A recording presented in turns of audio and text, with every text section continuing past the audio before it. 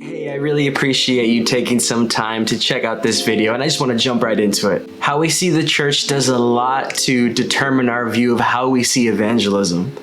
What's evangelism? Evangelism is just like telling people about Jesus and sharing the gospel on like a public platform. There's really two ways that you can think of church in the way that you see church.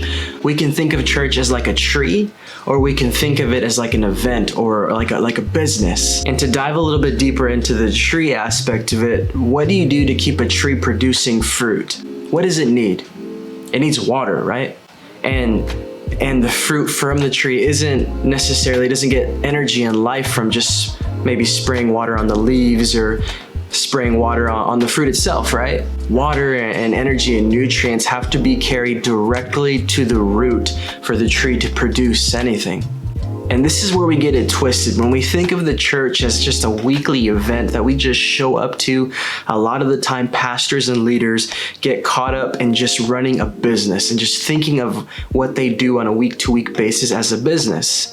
That really evangelism is just being a concert promoter and this motivational speech promoter. And just like an event promoter or a concert promoter, yeah, we pay for ads on Facebook and Instagram. We fly our parking lots. I know some people maybe still do door knocking. And we try to make the dopest social media graphics and videos to get people to this event. The thing is, when someone says yes to Jesus, it's not like hiring on people to your marketing firm, or your invitation list or your email list just gets longer for more invitations for your business. It's going to work in the greenhouse of discipleship. And evangelism, that's its fruit. Hope you guys enjoyed this video. Remember to like it, help us out, like this video, subscribe to the channel for more videos like this, and we'll see you next time.